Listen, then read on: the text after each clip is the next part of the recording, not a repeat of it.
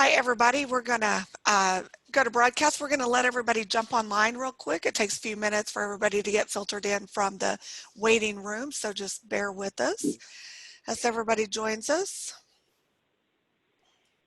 We'll give it about a minute or two, and then we'll get going.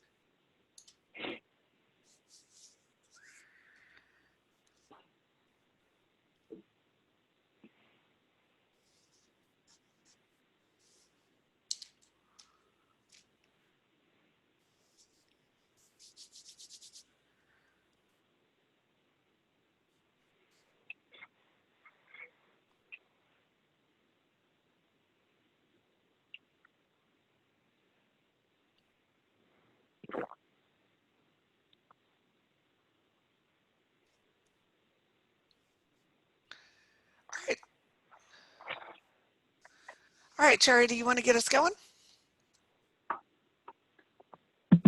Sure thing.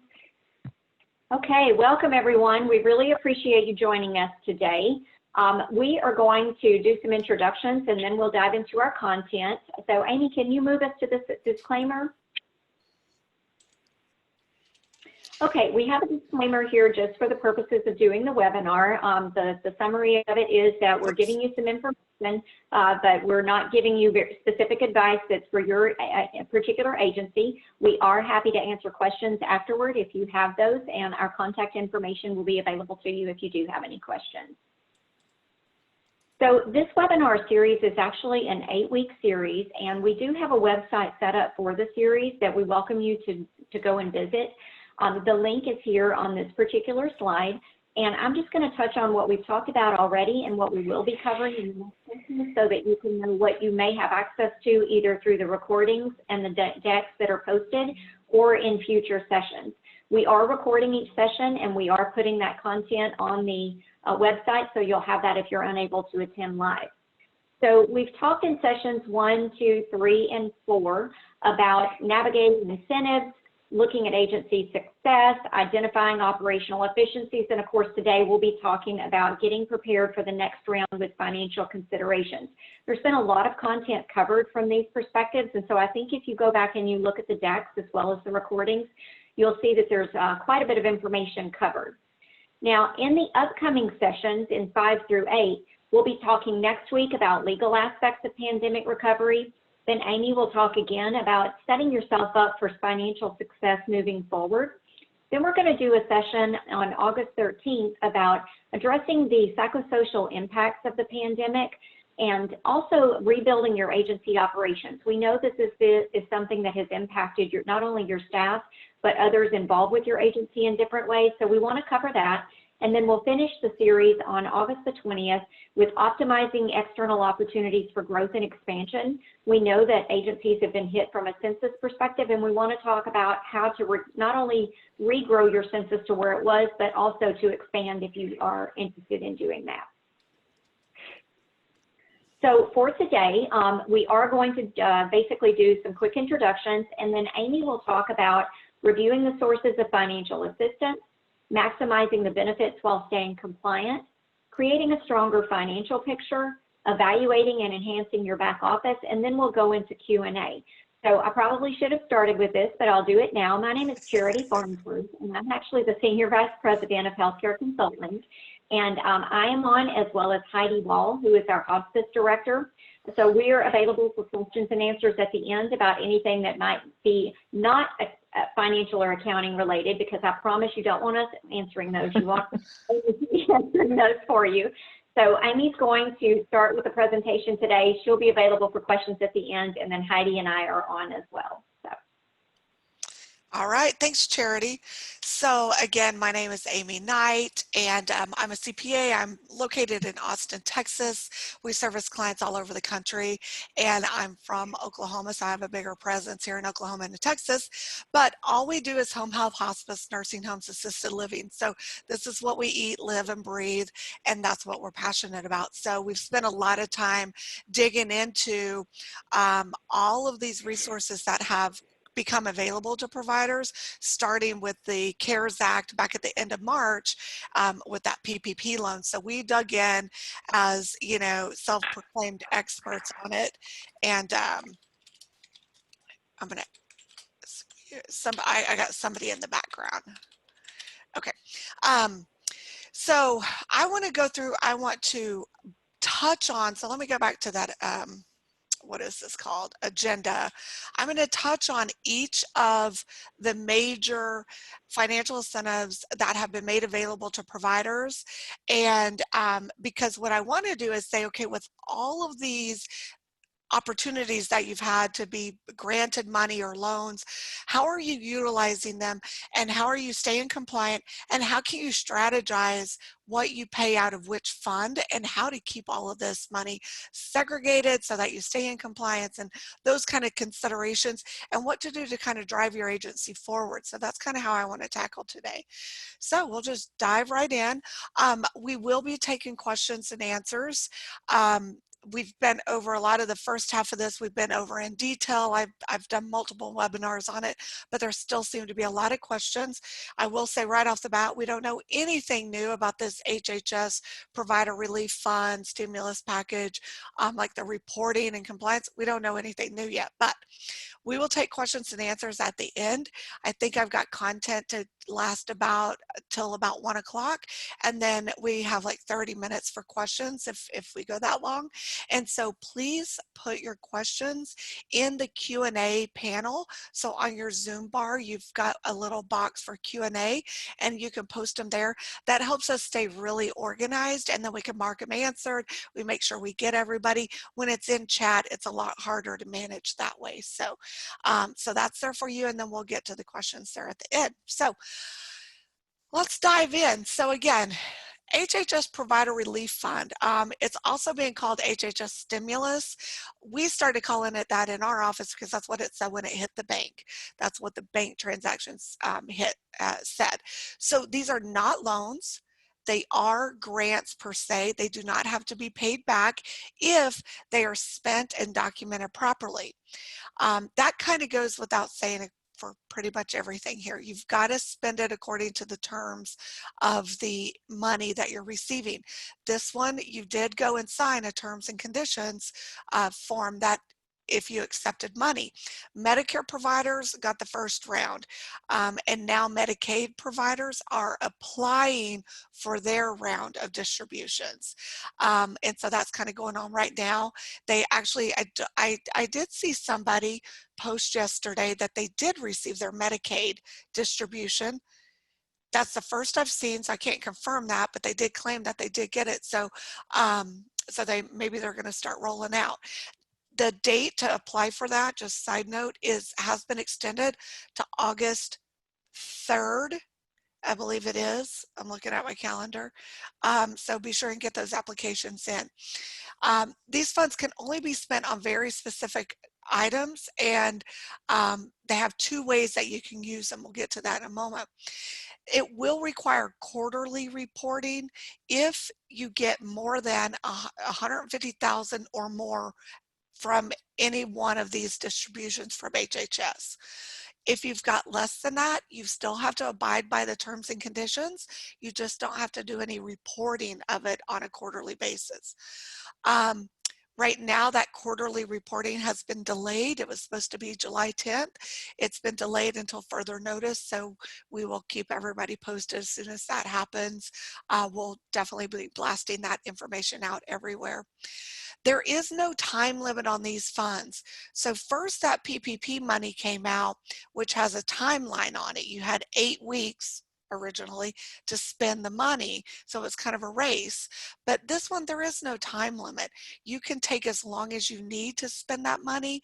And it's really designed to be there for the long haul if needed. So if you're an agency, you've got the money, but maybe you haven't felt much of an impact of this whole COVID financially yet. You know, sure, I'm certain you have extra PPE and sanitizing expenses, but maybe that's doesn't add up to how much money you got. Keep it, because we don't know what's yet to come, which is kind of what I want to go over. Now, do remember, this is revenue for tax purposes. When it becomes recognized as revenue, that's based on how you file your taxes, and I'm not going to get into that, but it is revenue for tax purposes. So be sure you are working with somebody that knows, somebody being a tax preparer that understands this money, knows what it is, and can make sure you get your taxes filed properly. Um, so like I said, there are two ways to justify spending this money, and it can get very confusing. But what I need you to visualize is that you've got this HHS stimulus money sitting in a separate fund. That's why we recommended you physically put it in a separate bank account. So you got this money sitting over here, and you do not spend it until you've justified that portion that you're going to withdraw from the fund. So the two ways, the first way is qualified expenses, the other is lost revenue. So let's go over qualified expenses. Qualified expenses are any additional expense directly attributed to COVID. So those could be things like additional pay that you've had to pay. Maybe you're doing hazard pay, hazard bonuses. Maybe you're having to pay more people to your, let's say you have staff on service, but they're out sick and you're having to, with COVID or quarantined with COVID, and you have to pay a PRN to come in and provide that service, that's extra work. Or if you are something like a nursing facility where you're having to staff extra people on the floor because of COVID, or you're an agency that you're staffing extra people for screening, or any reason why you're staffing extra people, if it's something you would not be doing if COVID were not here, then it's a COVID expense. And so that would be allowable under this HHS. You got to do it right. It can't just be bundled in with all your regular wages. You've got to distinguish it separately. And we'll get to that much later. But if it's directly attributable, make sure you're labeling it that way, okay? So then you've got your additional PPE. So all of your PPE right now can be considered COVID. But you can actually, for these funds, and I didn't put it in the slides, you can go all the way back to as early as January 1st and capture expenses you paid back then. PPE, medical supplies, medical equipment, hand sanitizers, cleaning supplies, cleaning crews. I talked to one facility and they spent $4,000 on a cleaning crew to come through and thoroughly sanitize their office. So something like that definitely would qualify. Also, workforce training, development of new policies. If you've got to hire some HR professionals to help you with stuff, additional professional fees, such as myself, if a firm like me or your accountant or whoever you're using is working extra to provide extra guidance and accounting resources for you and to segregate all of this, and there's additional fees, that qualifies. COVID testing and reporting, and then additional software and hardware. So work from home, telehealth, those things, if it's directly attributable and you could just stamp it with COVID, that's a legitimate expense. Next is lost revenue. So you can need to quantify your lost revenue. You've got several different ways you can do this. If you have a budget and it was a solid, true, real budget, not just the little one you put up in your policy and procedure manual because you don't really run a budget, but a real budget that says, here's what we were budgeting for revenue, and it's consistent with what you did over the past, say 6-12 months pre-COVID. And so, and you went from, a census of 200 down to 130, that's 70 patients you lost. You can quantify that into lost revenue. So maybe it's budget versus actual. Maybe it's 70 patients. Let's say on a skilled home care, you've got 70 patients at an average HHRG, whatever your average HHRG payment is, and you quantify that out. And say you do it for the month, and so the month of June, you were down 70,000 in revenue.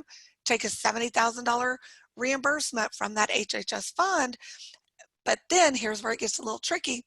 That money still has to be used on reasonable and ordinary operating expenses. Okay? You can't pull that money for lost revenue, which is a proper way to justify spending it, but you can't then go spend it on owner's comp, owner's distributions, buying a new car. It's got to be used for regular operating expenses. They don't have to be COVID specific.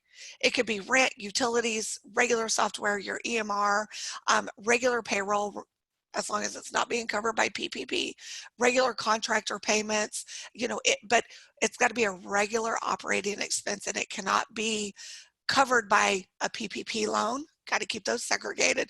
This all gets very, very hairy, and I'm doing my very best to make it not hairy, to make it as simplified as I can. So that's how you can spend and justify and spend your HHS funds. You've got to just keep it within the lines and keep it really clean, because you can be audited on that. And then if you got over 150,000, you're going to have to file that quarterly report. Again, we don't know what that looks like. We don't know what they're going to call for just yet. We're probably being overly aggressive or conservative, really, on what we're advising everybody to document, how to save their documents and records. But I think that's better than trying to scramble because they want more than what you prepared for. So moving on, PPP loan. So on your PPP loan, it is a loan. It's a loan until it's forgiven. It is forgivable. So it can become a forgiven loan, which means you don't have to pay it back. Last money you didn't have to pay back. These, you can get it if it's used properly and you meet all the guidelines, it can be forgiven. These funds are to be spent for payroll, rent, utilities only. It can be regular payroll wages. It does not have to be COVID payroll wages. It cannot be, you can't mix, you can't report payroll and use PPP money and use HHS money. One or the other. You've got to keep it really clean. And I'll dig into that a little bit more later on. It has been updated. The new Flexibility Act allows it's now 24 weeks to spend this money and then apply for forgiveness. You do not have to wait to the end of 24 weeks to apply for forgiveness. You just want to wait until you've spent it entirely and then apply for forgiveness. Right now, banks are not taking applications for forgiveness, not from what we're seeing yet. Again, the forgiven amount will be included for tax purposes, okay? That is, I'm pointing these out because a lot of agencies got a lot of funding from a lot of different areas, and you need to be ready for a tax bill to go with it. And I don't think a lot of people are thinking about that. And later on, I did a chart to show each of these different incentives or, benefits, and whether it's taxable or not, do you pay it back or not? And so I've got a chart, we'll go over that. Economic injury disaster loan. This is the EIDL loan. You're hearing a little bit of talk about EIDL loans. Some people applied for it early on. It was the one where you got a little $10,000 grant if you applied really early. Then that went to $1,000 per employee, up to 10 employees. And so people have gotten these. This is a regular SBA loan. This is only available, same as the PPP loan. PPP and the EIDL loan are both put out by the SBA. They are only, you're only allowed to apply for them if you fall under SBA guidelines, meaning either less than 500 employees or more than 500 employees, but less than 16.5 million in gross revenue. Okay, so maybe you have more than 500 employees, but you're under 16.5 million in revenue, then you qualify for SBA. So again, this is an SBA loan. This is not a new loan. This is nothing new. This is what they often hand out, or a benefit that comes when there's like a hurricane and natural disasters such as that. So 3.75% interest over 30 years with no payments for 12 months. They can be used solely as working capital to alleviate the economic injury. Some people that have gotten these haven't needed to spend them yet because they got the HHS money, PPP money. That's fine. Save it, sit on it, set it aside, because we still don't know what's to come. We don't know how long this is going to last. I don't hear any talk of additional funding for PPP. I don't think they're going to do another round of PPP loans. So you may need something like this later on. I think you can still apply for these as well. This is done through the SBA. One thing to note here, distributions, dividends, and bonuses to owners are not allowed, period, until the loan is repaid in full. That is something you need to know and you need to see if you're going to have this kind of loan. Because what it means is you've got to pay that loan back before you as the owner start distributing out income, okay? income, any kind of funds, just any kind of distributions or owner bonuses, okay? Bonuses to owners. It doesn't matter if you're bonusing staff, that's okay. Forgiven amount will not be included as revenue for tax purposes. I don't know why it says forgiven amount. This is not revenue under any circumstance. This is a loan and it is not revenue. So I need to update that. I missed that on there. Payroll tax deferral. This one is starting to get a little bit more traction because at first it was not available if you got a PPP loan. They did change that in the Flexibility Act. You are allowed to do this payroll tax deferral if you receive PPP. And this may be a good source of not free money, interest-free money, an interest-free loan of sorts. And what it allows the employer to defer the employer's Social Security portion of the federal employment tax deposit. So your 941 tax deposit, one of those pieces is the employer's match on Social Security. You can withhold paying that in to the IRS with every tax deposit that you make, and you can reserve that money. And so then you keep it. There's no restriction on how you can spend it. And not that I read, and you can defer any taxes from 3/27 through 12/31 of this year. So if you haven't filed your second quarter 941, you could probably go in, tell them you want to, on your 941, defer the Social Security match and actually apply for a refund of that if you've already actually paid it in, and hold that money. And then on deposits going from this day forward, you can just simply not even put that money into your tax deposit. You hold it. Now, you're going to need to work with your payroll processing company for how this is technically done. I'm not getting into that. I'm not sure how QuickBooks is handling it. I will be investigating that pretty soon. I've not done it as of yet. But anyways, you can defer that tax and not pay it through the end of this year. Then you take that balance. Half of it is due December next year, 2021. The other half is due December 2022. So that's a year to 2-year loan of that amount that you can use, okay? So I want to give, this is going to be a brief glossing of this because next week in this webinar, Richard Ching is going to go through this in detail from a legal perspective, and he's going to go a lot more into it, more detail than I'm going to go into. So if you ask detailed questions on this, I'm going to defer it till next week, but I want to gloss over it because A, I want you to know it's there.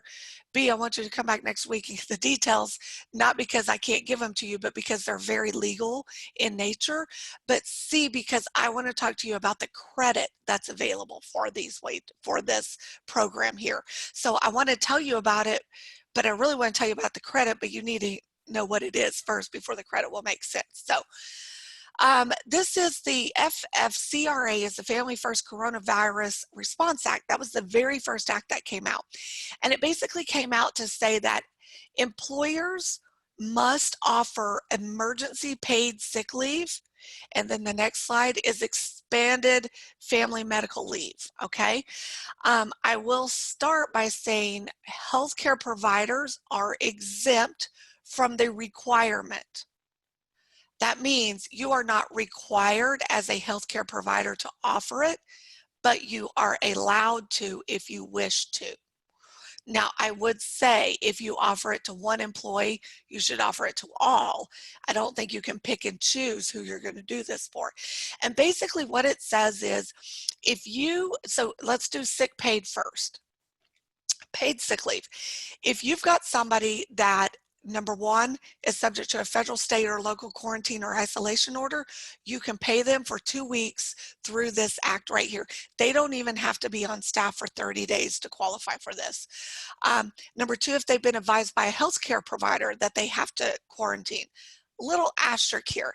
Yes, you are a healthcare provider. No, you do not qualify to tell your employee they have to quarantine. That doesn't, you don't meet number 2 here. It's the employee's personal healthcare provider that must tell them to quarantine. That's bucket number 2. Bucket number 3, if they are if an employee is experiencing COVID symptoms and seeking medical diagnosis, they are eligible. If they are caring for an individual, so if they're caring for somebody else, that meets number 1 or 2, then they get a little bit of pay. If they are caring for a child whose place of childcare or childcare provider is not available due to COVID, they're shut down, then they're eligible for additional pay or for this pay. And that's if they can't work from home. I should have qualified that. If they can't work from home, and that would qualify on number 4 and 5. If they can work from home, then they don't qualify for these. And then number 6 is if you're having any other substantially similar condition specified by Secretary of State, so whatever. So this gets very complicated.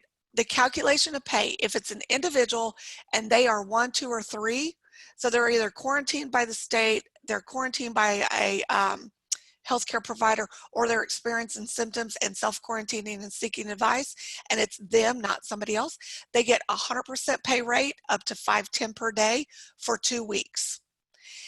And then if it's numbers 4, 5, or 6, they get 2/3 of their pay rate, or up to $200 per day, and they get 2 weeks.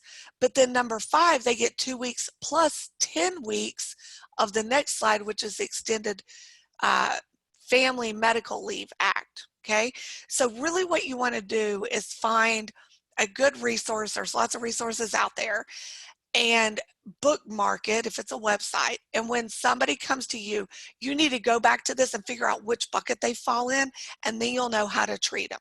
Okay, now, so the Expanded Family Medical Leave Act provides that anybody that falls under that number 5, that they are caring for a child, they can get up to 12 weeks. So the first 2 weeks is paid sick leave, and the next 10 weeks is family medical leave. Okay, so that's how that works. Now, what about this tax credit? Well, the reason why we keep talking about this is because the wages that you pay under those circumstances are a dollar for dollar tax credit on your tax deposit that most of you pay with that payroll. So if you're big enough, you pay your wages 1 week, and depending on how your payroll is processed, you likely pay your taxes at that same time or the following week. I think very few of you out there pay it quarterly, right? So you pay wages. Let's say you had 10 people, or you had 10 days of pay that you paid to somebody under the sick paid, $5.10 a day.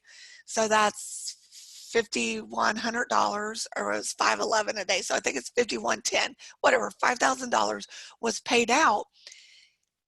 You get a $5,000 reduction in your credit right there on that payroll tax deposit. So if you're with somebody like ADP or Paychecks or Paycom, where they draft all of your payroll all at once, you're not even going to feel the impact of paying that employee, other than you do still have to do the payroll tax match on those wages, okay? But that's what I want to talk about, is that you can pay these people. And that's why I stress that, yes, you are exempt from being required to do it. However, you are allowed to do it. So if you've got good staff that need to be out sick, that you want to retain, I would first offer them these benefits. Now, they can do these benefits before PTO. Maybe you make them take PTO first. Again, that kind of falls into the legal and HR realm, and Richard will talk about that in more detail next week.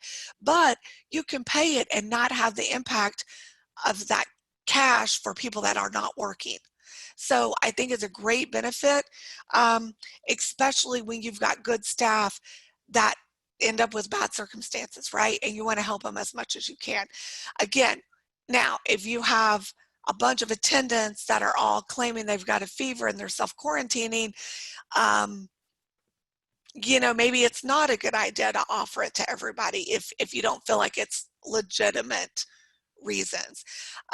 Again, there's more resources. Richard will give more on that. I would also advise you to really look up and this comes from an HR perspective, which I do not do, but there is documentation you want to make sure you have on hand. You want to make sure they document that they are getting tested, those kind of things, and then it starts falling into how much do they have to disclose? Again, out of my realm, but there's a lot more that goes into this, and I think that's what Richard's going to get into next week. But just know you can apply for credit or just not even pay those taxes in for the wages that you paid. So then you get to the end, you've got all these resources coming at you, all these sources of money, but you also, a lot of you still have your operating income coming in, your operating revenues. You haven't been shut down completely. Maybe you're at 2/3 capacity, but you still have operating revenue coming in. Maybe you're still at, you know, maybe you're one of the lucky ones and you're still at 90, 95, 100% capacity and you're still running. You still have operating revenues coming in. Well, they don't have any restrictions on them. And they're obviously still reported as taxable income, but how can you utilize everything to maximize it across the board? Don't forget that you do still have operating funds, revenue coming in. One of the big questions early on was with the PPP loan, you could only pay people up to $100,000 annualized, which in the beginning was like $14,385 or something like that. And they had nurses out there killing it, doing lots of visits, and they wanted to issue them a bonus. Take your normal operating revenue and issue a bonus out of that source of funding, right? So that's kind of what I'm thinking about here. So then I want to move into the next phase, and I keep checking my watch, see where I'm at on time. And I am right on time. I love it when it works out like that. So let's talk about how can you maximize all these different benefits and utilize them to your best benefit while still staying compliant, because there's so much compliance going on right now with all of this. The first thing that you've got to do is you have to find a way, to think about how these funds, just how to think about the money, the funds, and then how are you going to account for them? And when I say think about it, there is a term called fund accounting. It is how governments are run. It's how nonprofits are run. So for instance, a nonprofit has fund accounting, and what that means is we do this one fundraiser for this specific purpose, and so we have to account this revenue here and all the expenses there just for that specifically. And they have to report on it. Even their tax return is reported that way. Fund accounting, it's a part of governmental accounting. And don't even ask me to get into the details because A, it's a little bit backwards, and B, I didn't do well on that class in college, I'll just be honest with you. But it's a great way to think about this. And so that's why we recommended separate bank accounts, because that's going to simulate fund accounting for you. And so ideally, if you have all of those funds, you've got a PPP loan, you've got an HHS distribution, you've got an EIDL loan, and you got your normal operating funds, I would probably have those all in separate accounts. I probably would not set up a separate bank account for the EIDL loan. I would just deposit that into my operating account. I would definitely have PPP separated, HHS separated, and then my operating account, and think of it that way. And I'm putting my EIDL loan in the operating account because it's there to cover operating working capital. That's what it's there for. However, PPP is segregated because it's only there to cover payroll and PPP specific expenses. Once you spend that money out of your operating account, you reimburse the operating account out of the PPP loan only after you've documented it and fully justified that expenditure. Then you transfer the money. Same thing with HHS. You spend it out of operating, you pay yourself back out of the HHS. You also really have to segregate your general ledger for the COVID-related expenses. You did not need to separate your PPP expenses. They didn't need to be in a separate GL account because of the way that that worked, but for the COVID, you do, because the PPP was a set amount of time. So all of your general wages for this period were PPP. However, on the COVID related expenses, the HHS money, part of your medical supply order is regular medical supplies. However, part of it is additional because it's COVID specific, and you need to be able to segregate that out, not just by not by vendor, but at the very granular level of actually line items within an invoice itself. Same thing for payroll items, right? We talked about strategizing your payroll. We'll talk about it a little bit more in a minute, to where, maybe hazard pay, hazard bonuses can come out of HHS funds. Well, that needs to be a separate pay item. A, to justify it's relevant for your HHS distribution, but B, to clarify that you didn't pay it out of your PPP funds. It was excluded from your PPP wages, right? You've got to have all these details here. And then I would also set up a separate file, whether it's a digital file folder or a file folder or file cabinet, for all of this documentation. We're handling this for a lot of our clients. And so what they're doing is weekly or monthly, they're just sending us their files. They're sending us their invoices, the details that go with it, a summary schedule that says these are all of our COVID expenses this week, and we're keeping that for them. And you got to keep it and keep it organized. So here's that chart that I put together. Excuse me, to just compare the various benefits, and not being able to come up with the right title. Is it a benefit? Is it an incentive? Incentive didn't feel right. It's just it's the funds that have been granted to you, right? So you got the HHS stimulus, doesn't have to be paid back. It does have specific use only, and it is taxable income. Exact same for the PPP loan, although it can't be, the stimulus cannot be spent for the same stuff the PPP is spent on.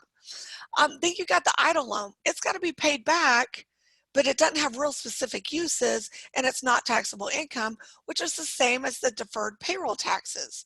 It's going to have to be paid back. It's interest-free. I didn't put that as a column, but it doesn't have real specific uses, and it's not taxable income. The emergency paid sick leave tax credits, they do not have to be paid back. They are specific use just for those wages only. And under taxable income, I said yes with a little asterisk. And what that means is those tax credits will reduce your wages paid. Okay, so it will be essentially taxable. And then you've got that, again, normal operating revenue. Doesn't have to be paid back because it's yours, you earned it. It doesn't have specific uses only, but it is obviously taxable income. So think about planning. How can you strategize what fund you spend your money from?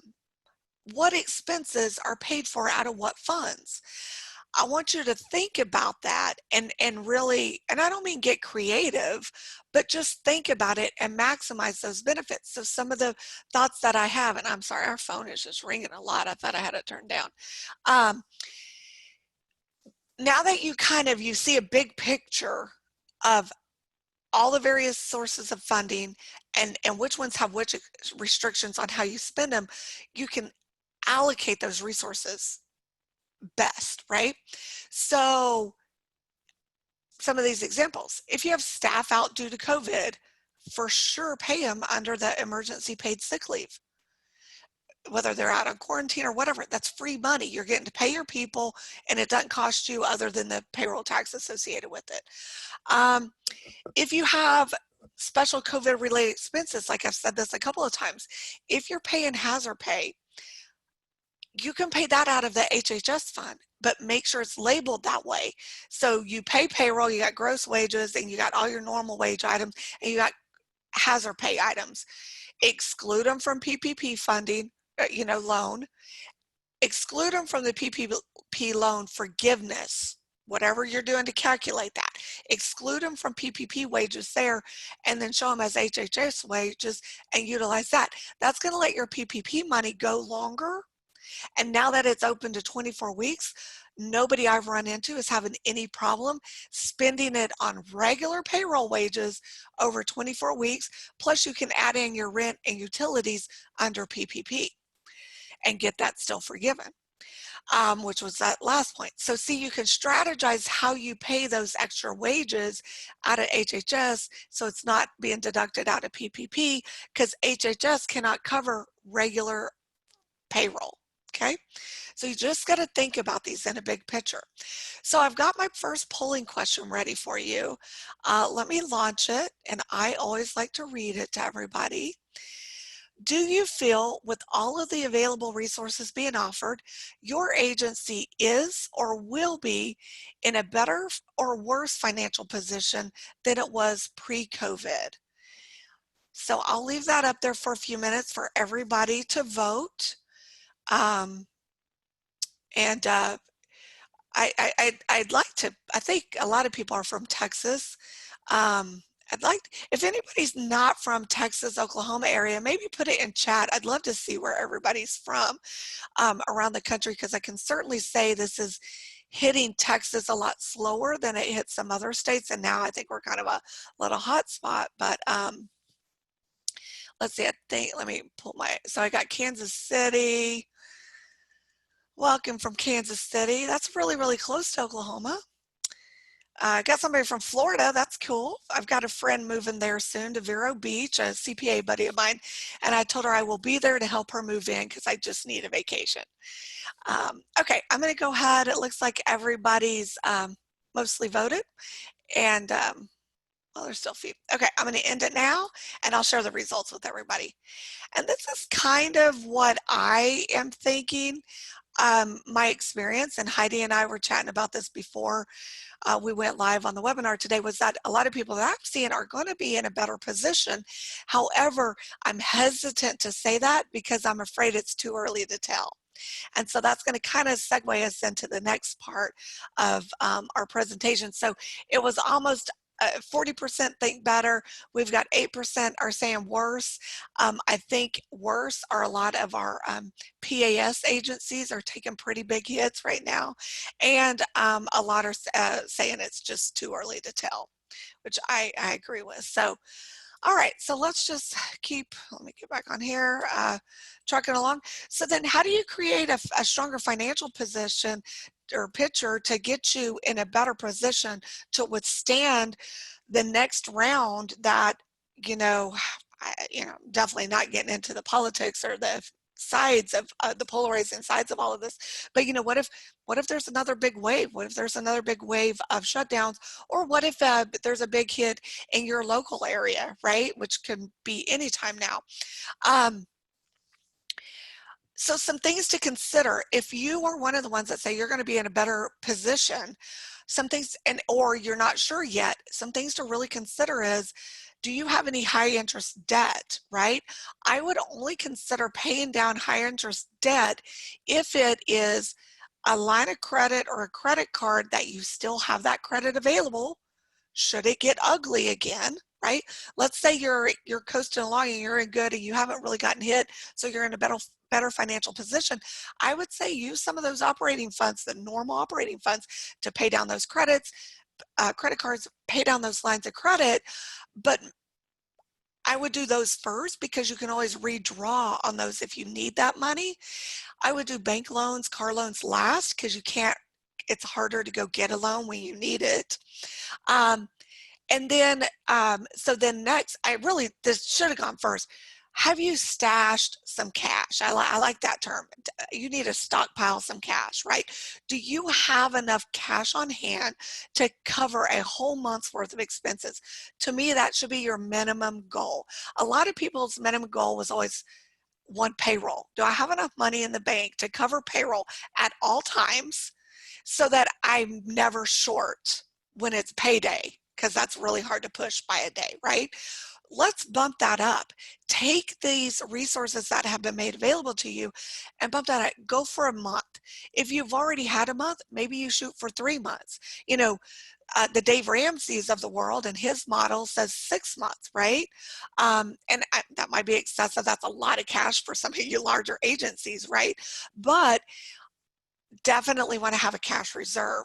And then, you know, lastly, are you receiving timely and relevant financial data to make decisions from? And that kind of seems kind of different than these other topics, right? Well, it is, but I'm surprised at the people that have been coming to us.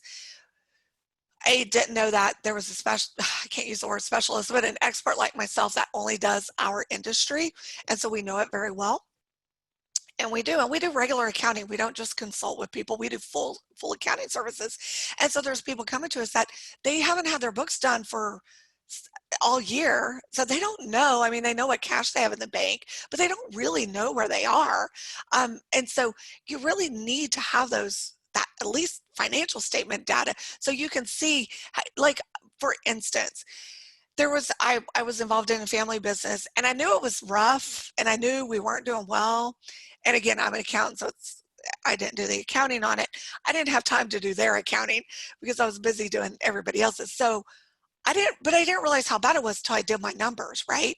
And so you need those numbers in front of you, or maybe you're doing way better than you think, right? And you need to be able to see that. You need to have good, useful financial data at your fingertips. That's my soapbox. This one is my new soapbox, and if you went through the PPP process early on, you might know what I'm talking about. This is a great time, and I don't want to say a victim, I am absolutely eyes wide open now to how important it is to have a banking relationship. I'll be very honest, I have banks call on me. I'm a CPA. They like to get in with CPAs for a referral, you know, back and forth referral, and I don't ever do that with them because it's hard for a local bank to run across a home care agency or a hospice that needs a good CPA, right? So there's not a very good exchange of referrals there. And so I always underestimated the value of a local banking relationship. I banked with Chase. They did what I needed. I didn't really have to talk to anybody. I did everything online. It's great. Well, guess what? When it was time to apply for a PPP loan, nothing, not there for me. That was eye-opening, and I want everybody to see that. And I'm not saying, you know, if your big bank took care of you, that's great, but you probably are large and you probably have a relationship with them. If you're a smaller agency, I highly encourage you to develop a great banking relationship with a local bank, a smaller bank, that they care about you, they want to know how you're doing, and that those were the banks that got the loans done. So I will tell you, in the early days, we had about 30 applications we were assisting with. Everybody that was with a small bank got funded in the first round of funding.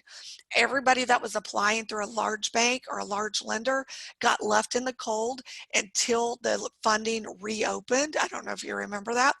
And so that was just telltale. And then even in the second round of funding, the big banks, there were 4 of them: Wells Fargo, Chase, Bank of America, and PNC, which we don't have here in Texas, or not in Austin.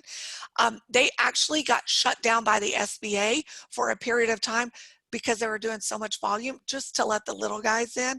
And we got every application funded through the small banks that we applied with, okay? I even had a large client leave the big bank and go with our small bank. We found a small local Texas bank that handled about half of our applications, and they killed it. Vista Bank, especially if you're in West Texas, they have locations there. They only have one here in Austin. They did an amazing job for us.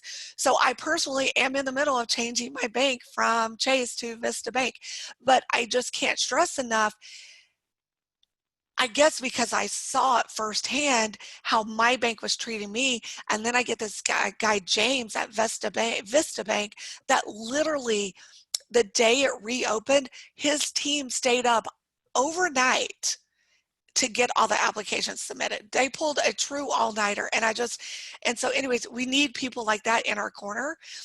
you know, you need lines of credit, and you need somebody that will learn, especially our industry. You need somebody that will learn our industry so they understand the ebbs and flows and revenue and how it all works.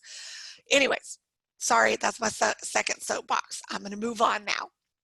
So other things you could be doing with these, any additional resources that you have left over after, you know, you want to save, but things you want to think about is how do you enhance your back office. If you think about it, your back office is not a revenue center. It does not generate revenue for you. It's a cost center. So skilled nursing is a revenue center. Physical therapy is a revenue center. Those are your people out there making money for you. Your back office is not a revenue center, but you have to have it. It's a cost center. And so what can you do in your back office to improve its efficiencies?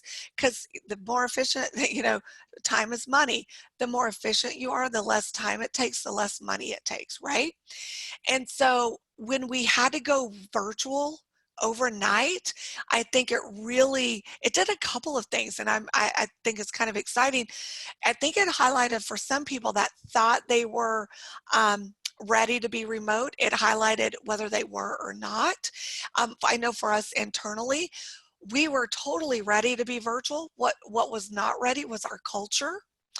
And that took kind of a hard hit, and I'm the driver of that. And I wanted to be in the office and I wanted to be with my people, but some people had reasons they really needed to work from home. Work still got done, but culturally there was a shift until I changed my mindset saying, okay, this is okay. We can connect on Zoom. We can have a virtual happy hour if we need to, you know, but let's just stay in touch. And so that was our struggle. But there were other people that weren't even ready to be virtual, and they went virtual and they did it very quickly, and they found efficiencies that they didn't even know how much waste that they had. I had several of my clients say, we are so much more efficient now because we have to be, and we're short staffed, and we cut out all these extra steps. And this is the stuff obviously you can tell I get excited about. This is what we're very passionate about. Even in our firm, that's what we do for your back office, is we try to find ways to streamline, go paperless, make everything work together to cut out steps. I mean, I look down to, if I can cut out one click, it might be worth it, right? On that kind of technology level. So again, you've now got the opportunity to really dial in your work remote capabilities. You know, are you dialed in on that? I think we are now. Paperless. Can your office really work remotely? Again, my staff, we've been paperless since 2007.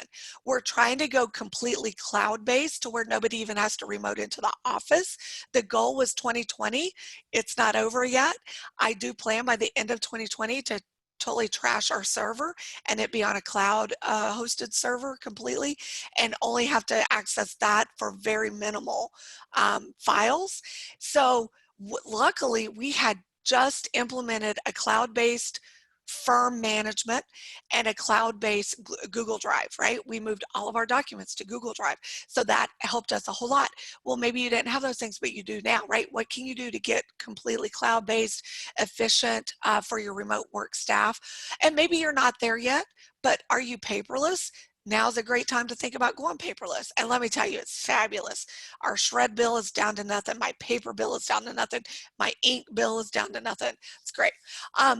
Outsourced services. You know, what is it that have you considered outsourcing certain functions? I saw in one of my Dave Ramsey Facebook groups today, it was a company, they said, at what size should we outsource our payroll? And I said, oh my God, you should outsource your payroll from day one, in my opinion. I am a CPA. I am an expert at payroll. I outsource my payroll. I don't mess with it. It's too much work. Even if you're a PAS agency and you outsource your payroll, but you have to, key in the data, get with Vesta, and some technology can eliminate some of that. But even if you still have to enter skilled home care, you have to go enter everybody's visits. Yeah, you still do that work, but you're not doing all the back end work, right? You're not printing the checks, you're not submitting the direct deposits, you're not submitting the tax deposit, you're not dealing with the tax forms. That's the easiest first step to outsource. Look at outsourcing your payroll. It'll save you so much time, and time is money. If you evaluate that, it really is kind of a no-brainer, in my opinion. But what can you outsource that would free up your staff to do what makes money and save money on the things that don't? And then eliminate unnecessary redundant activities. The one that comes to mind is you've got your EMR system that captures all of your visits. You review all of your visits, you verify all that, then you take that and you enter all that into your payroll system. That's a redundancy. Is there a way to automate that? There's lots of technology out there, and I like to think there are ways to automate that. I think another thing is investing in your operations. So not only just like how can you save money, which was what the last slide was, but how can you build it up? How can you beef it up? Do you need a better billing system? Do you need to better implement the billing system that you have? Are you not using all the capabilities? Do you need to invest in maybe some training to get up to speed on it? Do you need to invest in some training to better equip your staff to I don't know, do screening better or whatever, right? Do you need better training? Do you need a better EPP, Emergency Preparedness Plan? IT systems.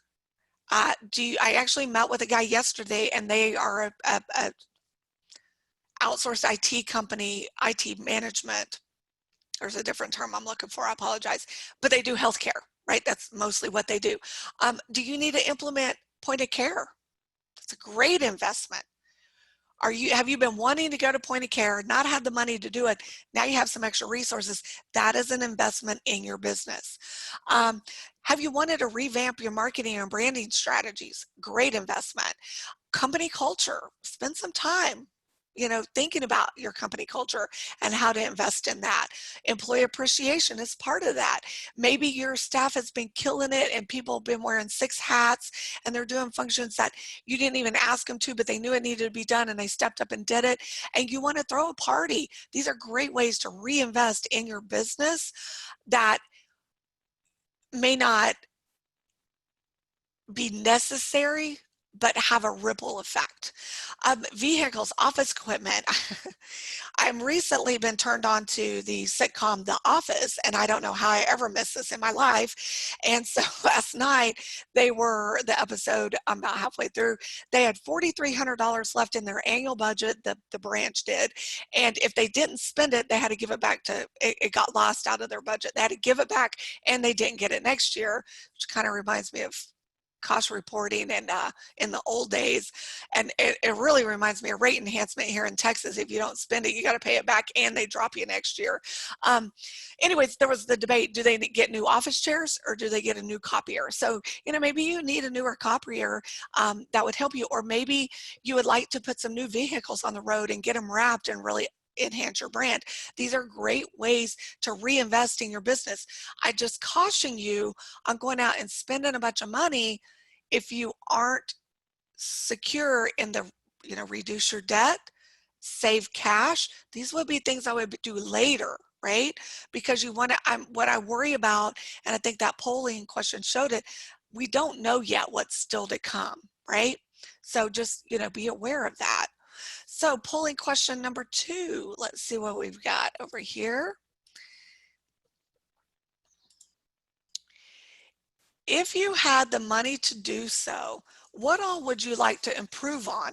Check all that apply. So you can check multiple on this. So nobody's voting. Okay, there goes a vote.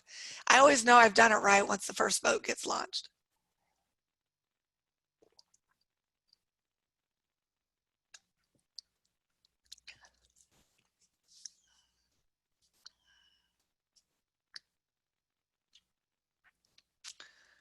and we are like, couldn't even be more closely on time. I'm pretty impressed. Um, let's see, about half the people have voted. It looks like we've got about 122 people online. People are still voting. I'll leave it open for a few more seconds.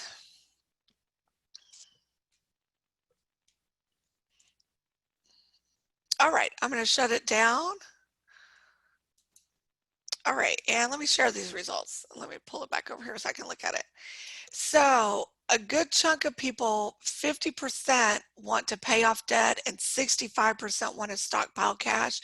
And I think that is incredible, great use of your money.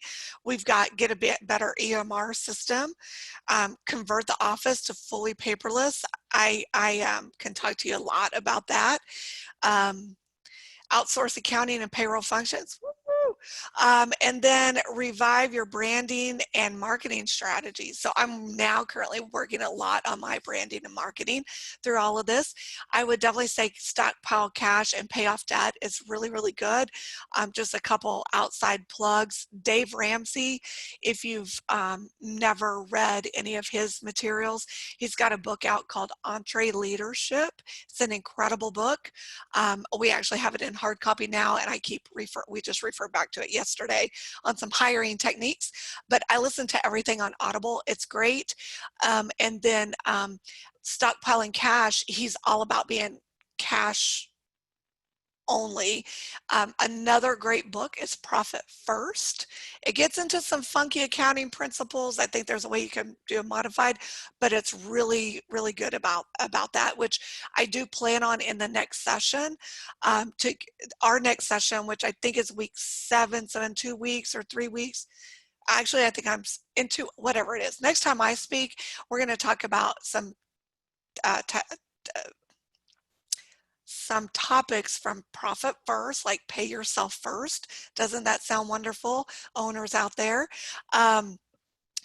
Anyways, another great book to kind of read. And then those that are rebranding and looking at your marketing strategy, Donald Miller story brand. It's called Building a Story Brand. Incredible. And not only a great book, but he's also got great resources. Just met with one of my CPA buddies, the one that's moving to Florida. I met with her this morning, and she took one of his they do small group coachings and how to build your mission statement, your vision statement, and those things, and how to get your elevator speech out there. And she said it was the best $1,500 she's spent. And us CPAs, we do a lot of that kind of stuff. So anyways, some really good resources there. And those of you looking to go paperless, there were about 31 of you. I went paperless in 07, as far as I didn't store anything on paper. And then we are completely paperless in that we don't send anything out. And when it comes in the door, it's usually paperless via email or uploaded. And so I do have a little bit of background in that. So I think that is the end. Let's see. We're here to help. There's my contact info, as well as I highly recommend subscribing to our YouTube channel. If you just go to YouTube and you search Knight CPA Group and you subscribe, we only have a couple dozen subscribers. That's okay, but that is where I am posting any and all relevant webinars, any webinars I do, but also little things like sometimes I'll film a quick little like Facebook Live or YouTube Live. They're all going to be on there. Little kind of update, like if we ever get news on the HHS reporting for the HHS stimulus money, it'll definitely be posted there. And if you subscribe, you'll get some kind of message that there's a new video. That's why I push that. So coming up next, like I talked about a lot, is going to be Richard on this legal perspective of the pandemic recovery. And so right here where it says CARES Act, that's where he's going to talk about that family and emergency medical leave, paid sick leave, all that good stuff. Registration is on our website that we've all set, or that healthcare consult link set up for us. That's got the pandemic recovery. You will be redirected when you log off of the webinar back to that website. So it's right there, and all the registration links are there as well. So let's open it up to questions. Let's see what we think. All right. So first question, we paid hazard pay from PPP. Should we put that money back? Sonia, you're right. We were advising that at first until the PPP got extended. If you haven't yet filed for forgiveness, and I don't think you have, and you have HHS money, then you could justify the hazard pay out of the HHS money and we could exclude it from the PPP. So that is a recommendation that I would recommend that. So we can help you with that.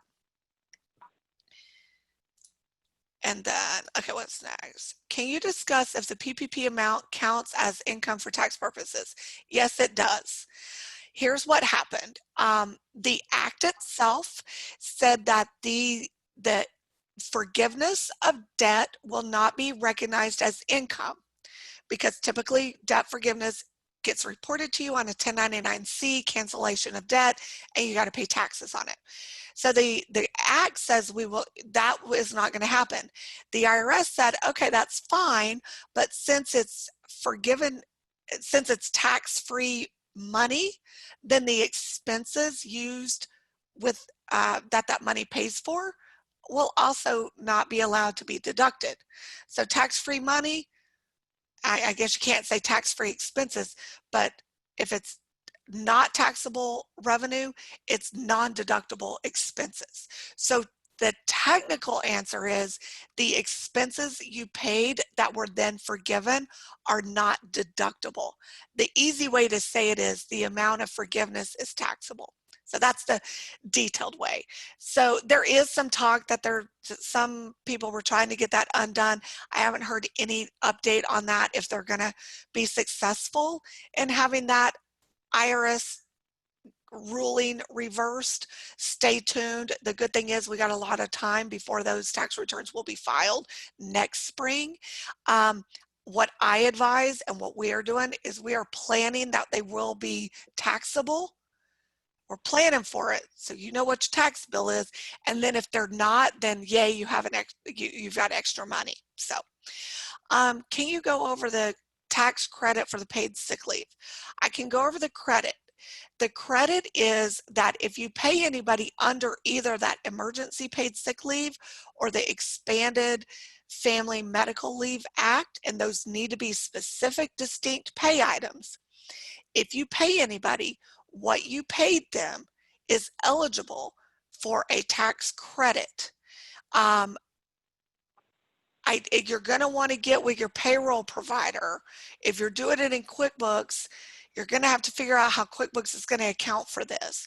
But what you want to do is not, so if you paid $5,000 in those kind of wages and your tax deposit is supposed to be $45,000, then you're only going to deposit $40,000. So you're going to keep that $5,000 to reimburse yourself for paying those wages. That's how that works. If we utilized funds for telehealth needs for laptops due to COVID, but we utilize those once the public emergency has resolved, is that a covered utilization? I say absolutely. I think those are legitimate HHS expenditures because you needed them to get out there and be, yeah, for telehealth. Yeah, for your telehealth visits. Absolutely. I feel like that. I will put a qualifier in there. You may run across some accountants that are more conservative than I am. That's my stance. I would argue it for you if you were my client. Provider relief fund. Which application field should I list my FTE employees in field 27 or 28? I have a home care company providing blah, blah, blah.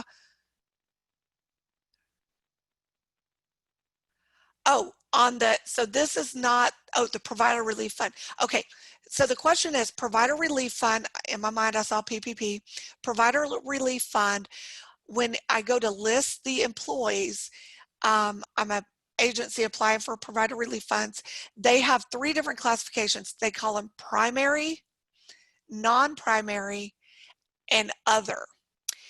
Primary is going to be physicians and that level.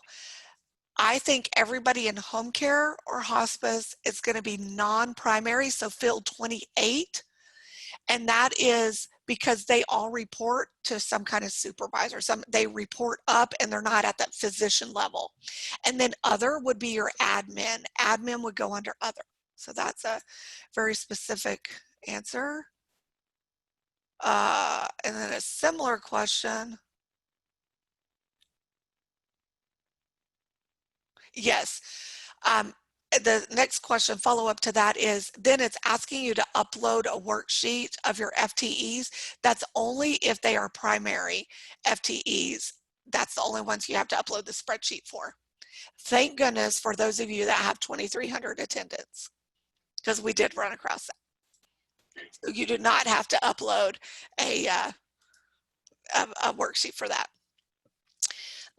Payroll tax deferral. So it says, can I please go over the payroll tax deferral again? And payroll tax deferral. So that is normal payroll. You run your normal payroll. This is available to everybody. You run your normal payroll. In your payroll tax deposit, that 941 deposit that you make, it's made up of 5 components. Federal withholding, that's employee wages, employee Medicare, employee Social Security, employer Medicare, employer Social Security. You are allowed to remove the employer Social Security amount and keep that to yourself and not pay it in. So when you've got your tax deposit, for instance, QuickBooks Desktop, and you go to make your tax deposit, it's been a long time since I've done this, but I think you go to your payroll liabilities and you can check mark all 5 of those. You would not check mark employer Social Security match, and you would not deposit that money. So you keep doing that until the end of the year. Then you're going to have a total amount due. Half of it is due December 2021. The other half is due December 2022. This all gets reported on your 941 form. They just revised it for second quarter. So you can download that form and see what it looks like and see how to report all of that. So I hope that helps. So you do not recommend separating idle loan funds from your regular operating account. If you did, I think it's okay if you put your idle loan in a separate checking account or savings account, because it's kind of nice to say, well, I haven't had to use it. But I think if you're going to need to use it, I think it's fine to put it in your operating account. And either way, I think it's okay. And one reason is because it doesn't have specific guidelines on what you must spend that specific money on. But also that rule about no dividends, no distributions, and no owner bonuses, that's regardless. Even if you've not used or touched the idle loan, you can't use the mindset, well, I'm going to take my normal distribution. If you have an outstanding idle loan, you cannot pay those distributions. You've got to pay that idle loan back first, and then you can pay your distributions. So that's kind of why I went that direction with that. You list PPP as taxable revenue. And yes, so we did just answer that one. And then somebody is from Texas. Can we add FICA and Medicare part?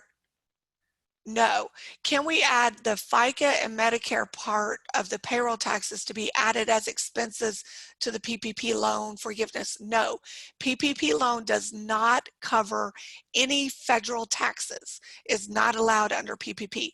State unemployment taxes are allowed, and if you have any local employment taxes, those are allowed under PPP for forgiveness. A client tested positive for COVID. Client's provider refused to provide services even with complete PPE. Provider did not work until client tested negative. Shall I pay the provider the 2 weeks that she refused to work? I understand this. So basically you got an attendant. The client that she services tested positive, attendant refused to work. That does not qualify under any of that Family First Coronavirus Act. So if you paid her, that would be on your own expense.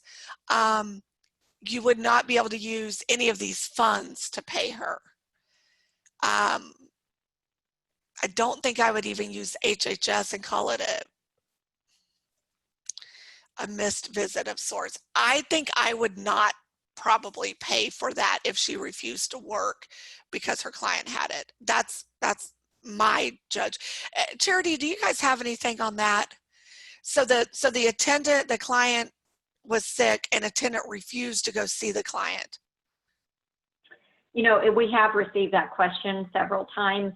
Typically what we do is we encourage the agency owner or administrator to contact their attorney, primarily because this can get into some labor issues and employment law, especially because there's really not a very black and white answer to this with the different circumstances that we're seeing.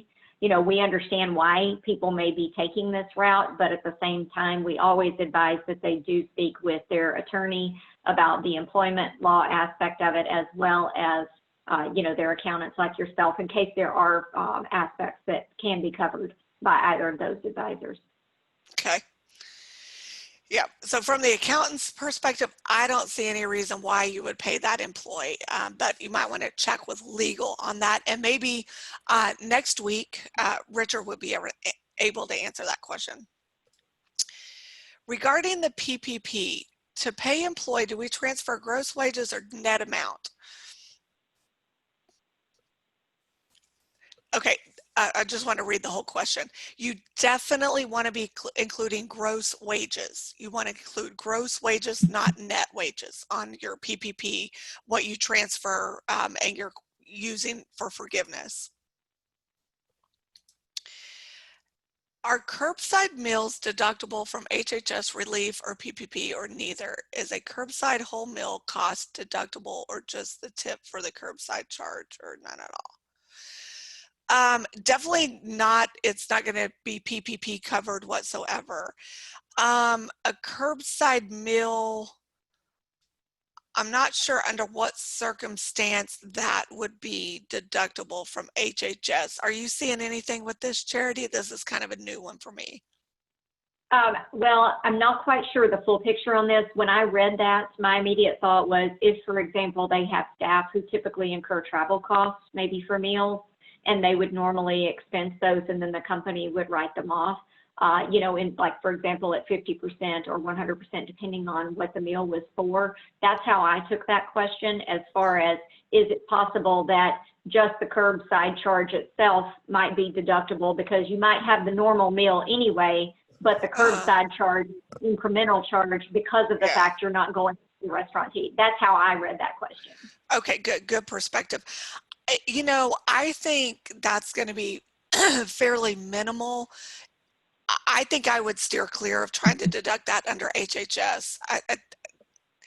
I would steer clear, because that's getting way on the gray line. Even the tip amount, I would just kind of steer clear on that personally. That's how I would advise any of my clients. We have an employee that has tested positive for COVID and is going already on 4 weeks without work due to being positive and in quarantine. Do we have to pay her for that time off from the relief? Or better yet, what is the coverage cutoff that we are obligated to cover our staff? A colleague has stated that we are obligated to cover 100 hours for full-timers, 80 hours for part-timers. I'm not sure how accurate. Okay, again, Richard will get into this. I'll tell you what I know. 100 hours and 80 hours, that's skewed a little bit. Again, remember, healthcare providers, you are exempt from being required to pay under emergency sick pay.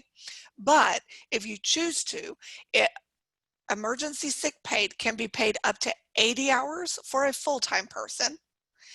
And then on a part-time person, you've got to look at what their average weekly hours are, and they can be paid 2 weeks of their average weekly hours under the emergency paid sick leave. Then if you have PTO, they could be paid under your own, the company's PTO bucket. And you could do those either, the emergency sick paid first, PTO second, or vice versa. My recommendation is use the emergency sick paid first, because maybe it only takes them 2 weeks, then they don't have to dip into their own PTO. But then whatever's in their PTO, and then after that, you have no obligation that I know of to continue paying them if they're out sick. But again, that's going to be a Richard question when it comes to the legal side. Sometimes I stray too far into the HR world, and I'm not an HR expert. What is the book by Richard Cheng? Richard Cheng is the attorney that's going to be speaking next week, part of our group here with DLA Piper. The books I mentioned was Entree Leadership by Dave Ramsey and Building a Story Brand, and Story Brand is one word, by Donald Miller.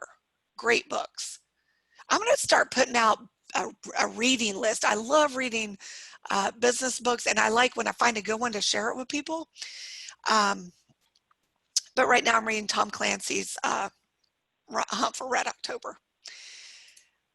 Oh, sorry, I did that wrong. Okay, next question is, we still have quite a few questions. I'm sorry, let me speed up.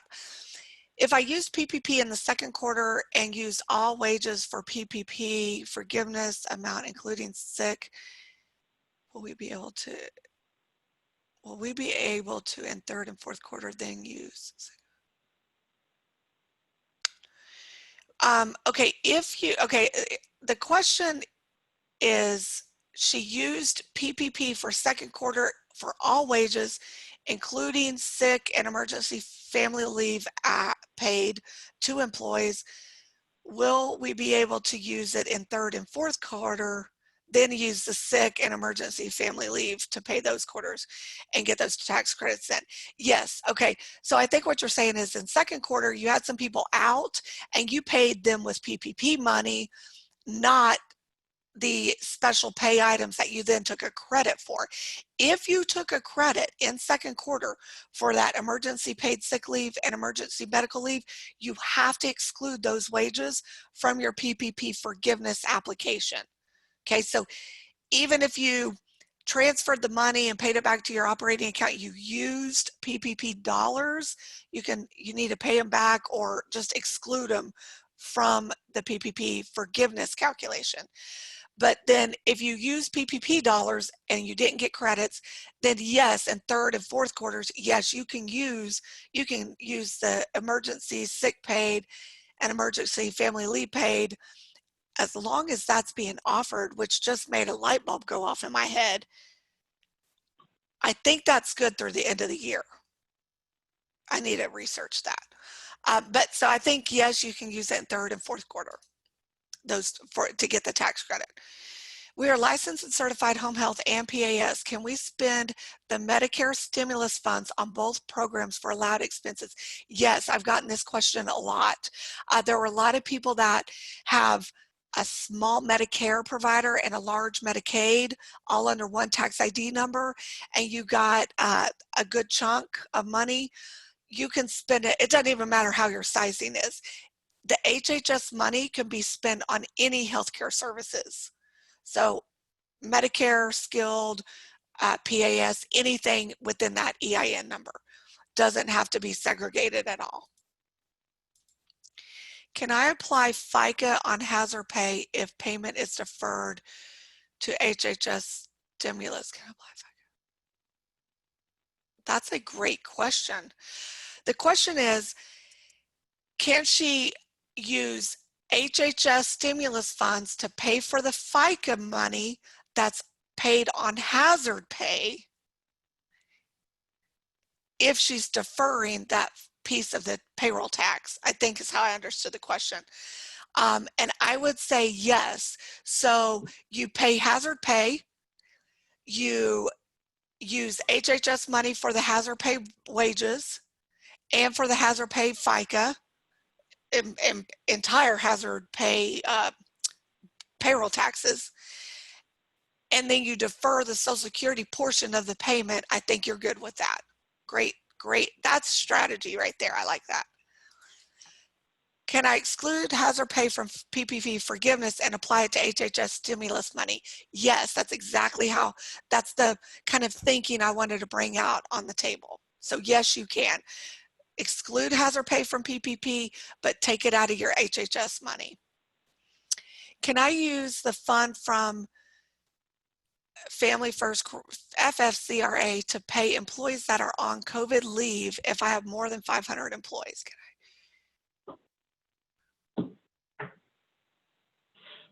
Yes. I don't think the FFCRA, so the emergency sick paid and extended family leave, that is not done by SBA, which is where the 500 employee restriction comes in. So if you're large, you can still use those. Absolutely. Yes. You can still use those benefits, emergency paid sick leave, emergency family medical leave, and get those tax credits. You do not have to be a small business to do that.